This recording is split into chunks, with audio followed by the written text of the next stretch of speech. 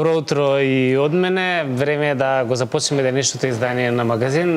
Многу се радувам што денеска ќе имам можност да зборувам на тема уметност, затоа што и лично тоа многу ме интересира, но пред се ќе раскажеме интересната и успешна приказна, би рекол, на Благојче Бане Наумовски, кој што денеска е професор на факултет за арт и дизајн, но меѓу останатото има толку многу изложби насекаде низ Европа, Америка и така натаму, што неговата кариера е навистина интересна за коментирање.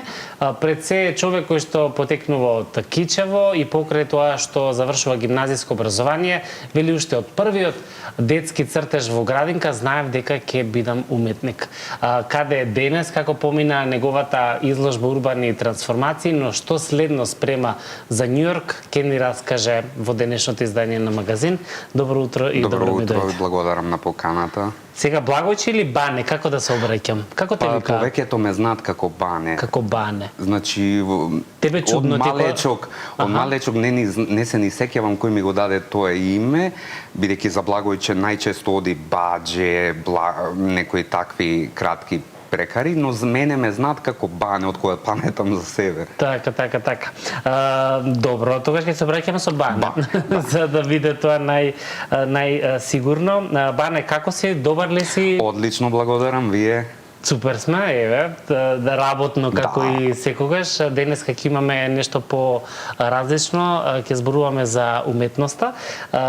Кажи ми, интересна е твојата приказна, ама пред да ја раскажеме како се одвиваат сите работи во твојата кариера, нешто што е најтазе се урбани трансформации на изложба која што заврши пред некој ден буквално. Како поминам? Велиш дека ова ми е еден од пиковите во кариерата и со време и со... Да, ова беше една сериозна изложба, сериозен проект кој што го работам веќе една година. Урбани трансформации, еден омаж кон бруталистичката архитектура како инспирација што ми беше за овај проект. Не сакам да ја критикувам брутализмот, туку напротив го негувам она наследство што ни е оставено нас во оваа држава како нешто импозантно. Така што помина доста добро, очекувано, голема публика, многу посетеност и после изложбата, навистина сериозен проект. Јас сум презадоволен од се и од целиот процес на создавање на самата изложба од како почнав па се до сега.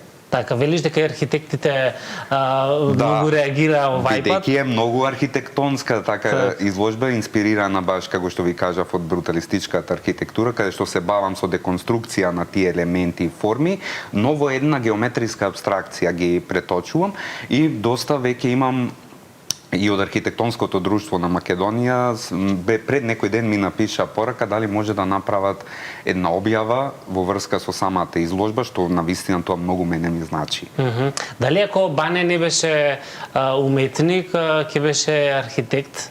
Па јас тоа се прашувам во последно, затоа што во последните мои дела, последните проекти кои што ги негувам, каде што ја поврзувам доста геометријата, таа нацртна геометрија, тие проектантски, да кажам, елементи во моето сликарство и во моето творештво, би рекол би бил доста добар архитект, но никогаш не се знае. Јас како што ви кажав и на почетокот пред да започне емисијата, дека уште од почетокот, од најраното мое детство, јас знаев дека ќе бидам уметник и сакав тоа да бидам. Значи не би го менувал за ништо. Кога сите во градинка, како што ви кажав, кажува јас ќе бидам полицаец, јас ќе бидам авијатичар, ова, она, јас ќе си бидам уметник.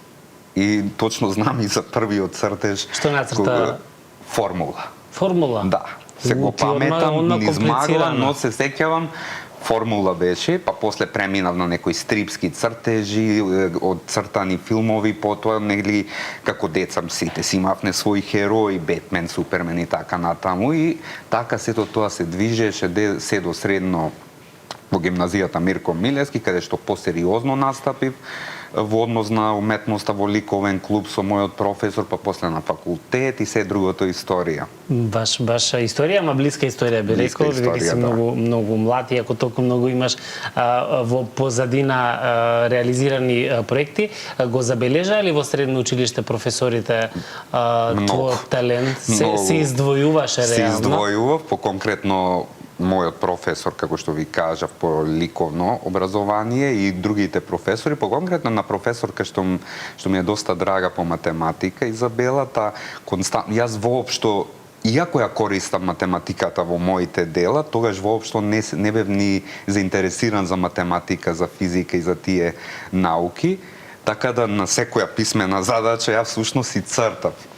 Отколку да ги решавам задачите, додека по другите интересира се криеше дека црташ или не? Не се криев, си црташ едноставно. Математика мене воопшто не ме интересираше, така што кога сега пред неколку години ја сретнав истата професорка случајно, ти реков дека има во тебе нешто математичко, ми вика, зашто во сите твои дела последни баш ја користам математиката, односно во проектот In-Out Energy, што ми беше во Берлин, од 2009 до 2013 година јас користам баш на рентген снимки математички формули, физика, значи за енергијата, за квантната физика, доста истражував за тоа, за да не биде нешто онака сосема лаички, истражував 1-2 години, навлегов во таа проблематика, не дека сум експерт, но од уметничка перспектива доволно за да можам преку мојот јазик уметнички, преку ликовниот мој израз да направам нешто поразлично, да навлезам во сферата на спојна наука со уметност, со што мислам дека тој ми беше еден од доста успешните проекти, што и критиката во Берлин на мојата изложба беше дел од трите светски сајми во 2009 година. Ова е она на 23 години што вели дека... Да, после магистрирањето веднаш направив самостојна изложба во Прима центар Берлин, така што првата критика од германските критичари беше дека вие навлегувате во полето каде што нашите уметници се плашат да допрат, што ми беше доволен двигател за да продолжам понатаму и да се бавам со тоа, така што ете тука математиката ја користам, иако морам да се извинам сега на мојата професорка што се уште цртав на тие тестови, иако добив 5 на крајот во 4-та година, бидејќи како што и самата ми кажа, многу си талентиран и почитувам талентирани, но никако тој период не сум ја сакал математиката. Тоа значи дека таа ќе те видеше дека црташ, ама ти дозволуваше? Не, отпосле. На самата писмена, јас покрај тоа што решавав некои задачи колку што можев, на самата писмена, за да се продолжи времето, да го искористам, си доцртувам нешто да биде многу, да биде тестот подобар, подизајниран, да кажам така, покреативен, и не за тоа и се допаѓаше. Не беше од тие професори кои ќе се налути зошто не ми го почитуваш предметот или нешто слично, туку баш беше од тие што те поддржуваат во тоа што го работиш. Браво, тоа се оние вистински педагози. Да, вистински педагози. Нели бидејќи свесни сме, не знам како е денес, меѓутоа е во наше време, свесни сме дека имаше професори кои укорил за тоа, би се налутил. Ќе се лутат зошто за неговиот предмет. И сосема и правилно и да се налути, бидејќи на некој случај ти му го деградираш предметот, но јас бев во тие години тогаш тинејџерски ребел што се викат, каде што уметноста и сега ден денеска ми е пред се. Јас на тоа и се ослонав. Иако по сите други предмети бев одличен, но некако со таа математика си го немавме баш добро. Сигурно денеска професорката е многу среќна. Се сретнавме пред некој време и ми го кажа баш тоа. Ти реков дека ти имаш нешто математичко во тебе. Но и викам, ама геометрија користам. Сепак е математика. Така си е. Важно е на кој начин ќе се применуваат работите, нели? Браво за ова професорка. Вакви педагози не требаат. Мислам дека ако би имале многу повеќе професорите од старата школа кои што држеа до себе. Сега за се знаеме образованието во Македонија како е и до кое дно, да бидеме реални, е стигнато. Не би рекол дно, но би рекол слободен пат надоле. Така што многу треба да се работи на тоа, не само во високото образование, во средното, туку да се започне од предшколска возраст, каде што се обликува детето. Тука е најважниот елемент. Понатаму се превземаат, додека тука не го обликуваат онака како што треба, педагошки, методолошки, тогаш не може на факултет кога ќе дојдат студентите, ние тек тогаш да ги обликуваме во подобри личности, бидејќи покрај професионалноста мораме да гледаме на емпатијата, на етиката, на се она што го прави еден човек. Така, интересно е во целата твоја приказна, денеска си ти и професор, си ја фатило на генерација на вистински педагози во училиштето. И твојот татко е бил професор исто по македонски јазик, значи некако ти се надоврзува од дете до денес. Да, тоа е еден вид на генерацијска, како да кажам, генерацијско наследство. Татко ми беше професор во пензија, е сега професор по литература, по македонски јазик и литература, така што јас го имав тој дел во мене, професорскиот, уштен во факултетот за ликовни уметности, кога студирав по предметите акт, каде што покрај тоа кога ќе ги направив сите мои доделени задачи, актови, цртежи, јас на другите им објаснував, на колеги помлади, што се од помладата генерација, што и друг еден професор го виде тоа и ми го кажуваше дури по предметот методика, дека ти си баш за професор. Иако јас тоаш бев контра тоа, баш сосема случајно. Приказната на Европски универзитет започна сосема случајно од асистент, за да не бидам, пошто се бавев со интернационалната кариера, цело време надвор, цело време со проекти, дај сега малце да се посветам, викам да го материализирам нештото. Бидејќи во Македонија, кога сум тука, знаеме дека од уметност многу потешко се живее, знае да се продаде, но знаеме што всушност се продава. Се продава кич, што е многу лошо. Да, тоа е твојот став дека се продава само кич? Се продава само кич.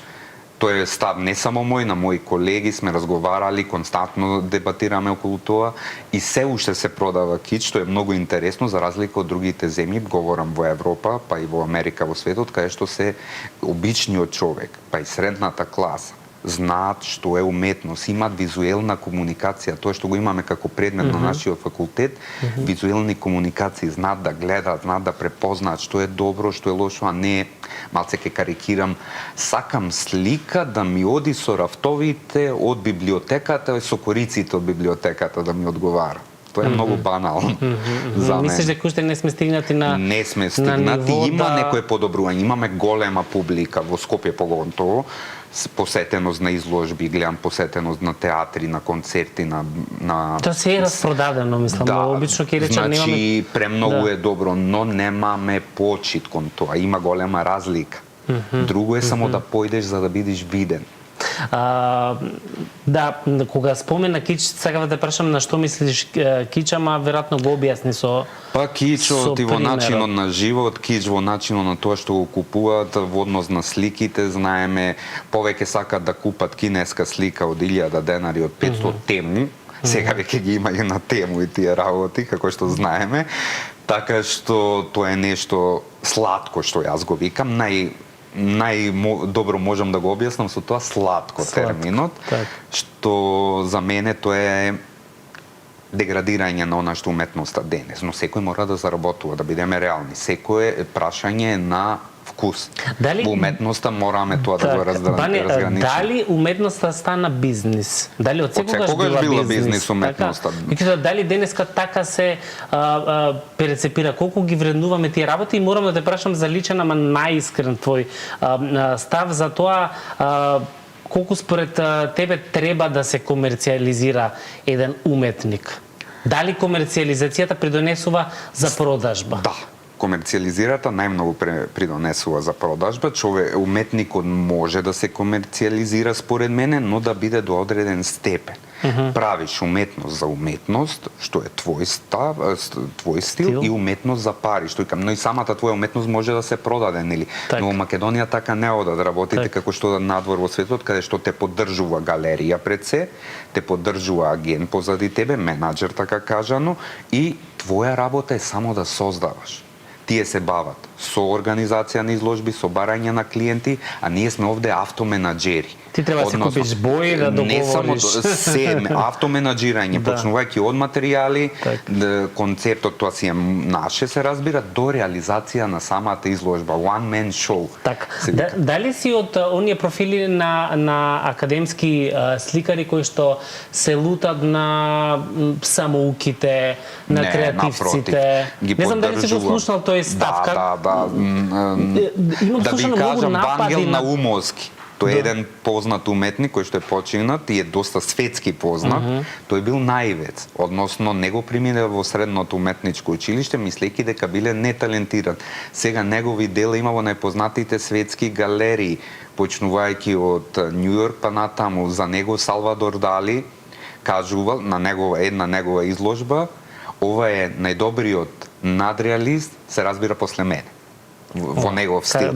Така што тој бил наивец, така кажано, самоук, ама фантастичен сликар, нема врска денеска школо, па и порано тоа што го кажувам јас, дали имате вие, дали сте академски школувани, се гледа квалитетот, дали тој созрел како автор, како сликар, како уметник пред се. Така, веројатно си свесен дека има доста од академските сликари кои што некако имаат многу секој мора да работи против другите, тоа сакав да кажам. Секогаш кај уметниците доста егото работи, нели? Егото ми го зедовте зборот, егото е во прва слика пристав. Зошто толку его во едно поле каде што како што кажал Гоце Делчев, нели, за културно разбирање меѓу народите. Баш тука нема културно разбирање. Баш во тоа тоа е нешто каде што би требало најмногу да има. Тоа е голем парадокс, баш во тоа поле каде што уметникот треба да е најмирољубив, отворен човек, се користат големи сопки, големи љубомори, баш народски кажано суети, што мене од секогаш ми сметало. Јас сум против тоа, ги поддржувам сите автори, одам на сите изложби, не сум селективен, поддржувам секаков тип на уметност, но пак ќе кажам на крај на работите, пак е прашање на вкус. Дали тоа видете,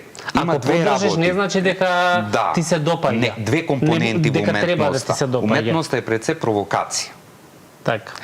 Ако има позитивна и негативна провокација, односно позитивно и негативно дразнење, значи е успеано. Појдете покрај некое дело, имате позитивно дразнење, се воодушевувате, одлично. Поминете покрај некое дело, имате и негативно дразнење, повторно е одлично. Лошо е ако е seедно.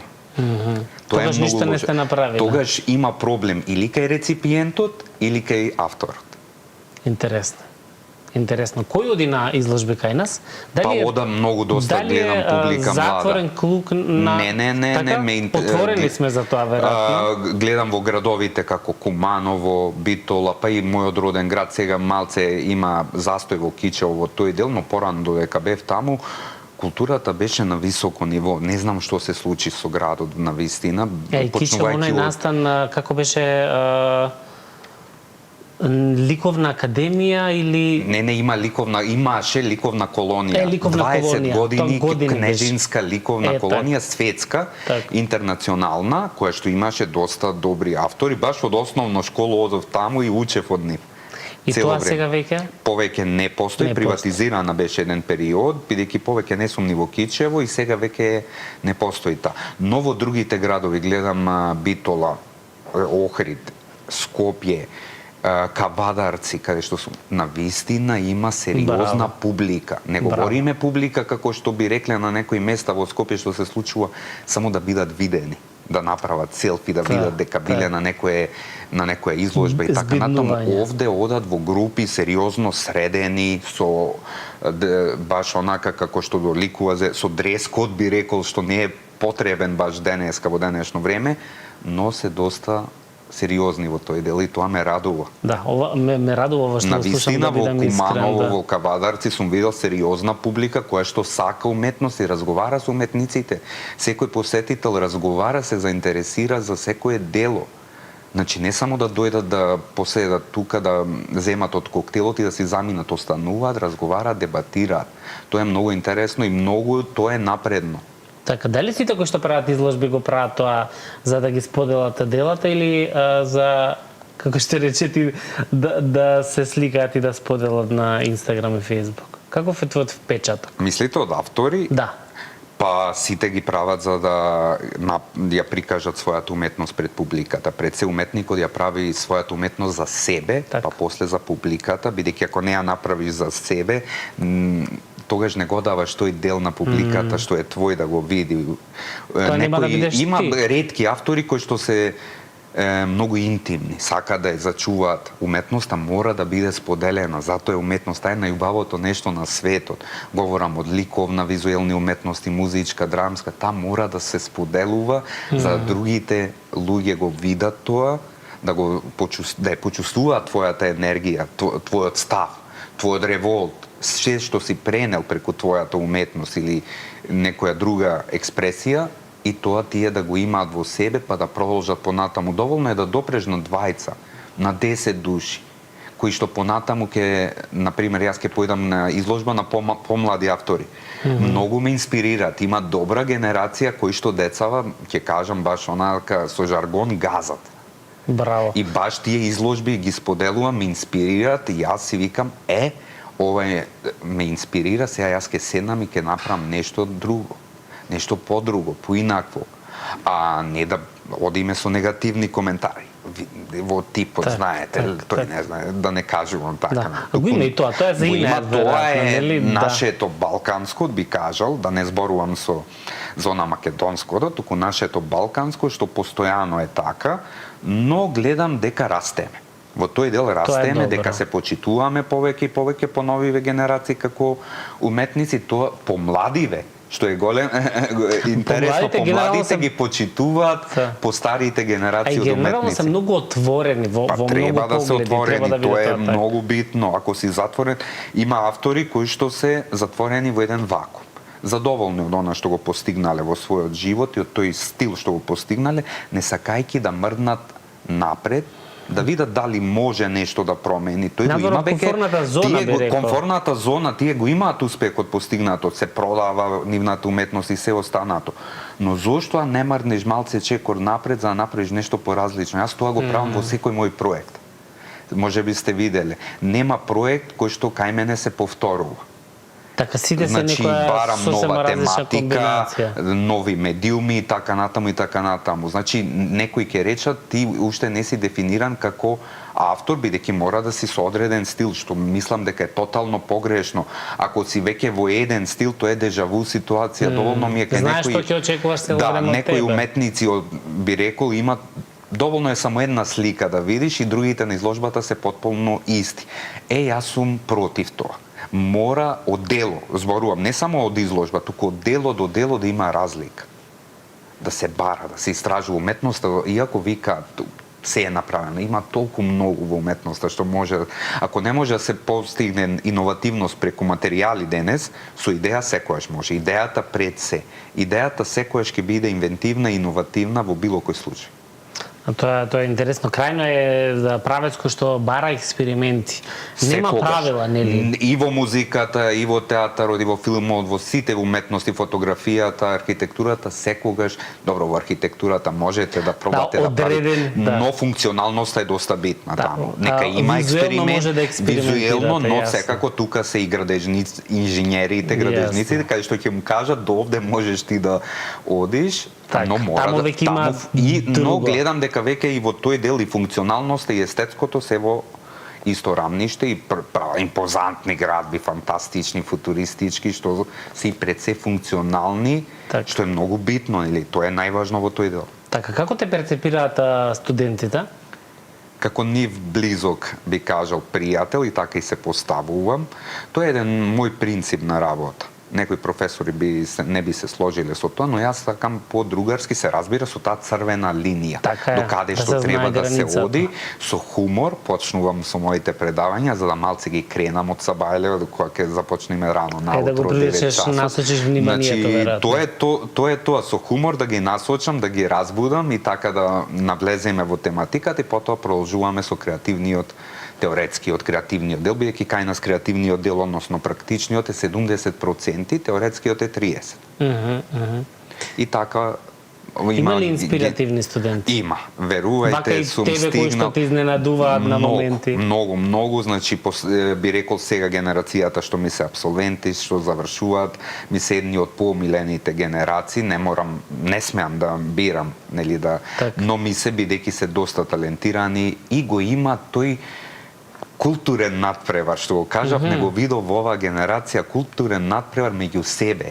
Колегите, студентите да бидат еден од друг се подобри, ново рамки на култура. На почитување на другиот. Дружба, почитување, значи, кога разговараат за своите дизајн решенија, си даваат своји критики, значи позитивни, негативни, се со цел да се подобрат се повеќе и повеќе, што многу ме израдува во тој дел. Навистина се изненадив позитивно од таква генерација, пошто постоеле во поминатото генерации кои што се во кластери ќе се стават, што е нормално и во мојата генерација на факултет така било. Вака гледам новиве генерации сега веќе се заеднички. Браво. 30-40 души, од кои што 35 се дружат заеднички, создаваат и едниот сака да биде подобар од другиот. И тоа има еден таков надпревар што многу е добро. Тоа е баш таа конкуренција што е здрава. Здрава конкуренција. Здрава конкуренција. Да. Лојална, што би се рекло. Лојална и се почитуваат во однос на работи кои што може да се материализираат финансиски. Па и да си помогнат ако си помагаат треба, константно. Тоа многу ме израдува и си викам има надеж. Браво за новите генерации. Има голема надеж. Така си е, има надеж за уметност, така не само за уметноста и за образованието, гледам има надеж, само треба да се седне и да се работи од повозрастните од нас. Децата знаат што сакаат. Новите генерации, ако нешто не му се допаѓа, затоа и ни бегаат. Факт е тоа. Апсолутно. Некаде при крајот да споменеме за оној голем проект кој што го спремаш, а ќе се реализира во Њу Јорк. Да, сега завршив со урбани трансформации тој проект и сега започнувам со геометрија на материјата, се е насловот. Геометрија на материјата. Геометрија на материјата, една игра на зборови каде што ќе настапам со инсталација на цртежи, инсталациона поставка со, би рекол, монументални цртежи во MC Галери, Македонскиот културен центар во Њу Јорк на 14 ноември. Добро. Тоа ќе биде една така импозантна поставка на која што ќе работам цело лето и дело малце од почетокот на есента и ќе ви да не го откривам. Од прилика вака како? Од прилика ќе биде нешто подруго од мене. Поразлично. Значи поразлично, но сепак стои геометријата како еден елемент што е доста битен во моето творештво. Значи пак математика. Пак математика, но сега во поинаква спојна наука со уметност, повторно тоа, но сега одам само преку визуализација, но сакам да го спојам и концептуалното, идејното, текстуалното. Да направам еден баланс помеѓу визуелното и идејното решение. Така. Успеваш да направиш баланс и разлика меѓу Бане како уметник и Бане како професор? Може.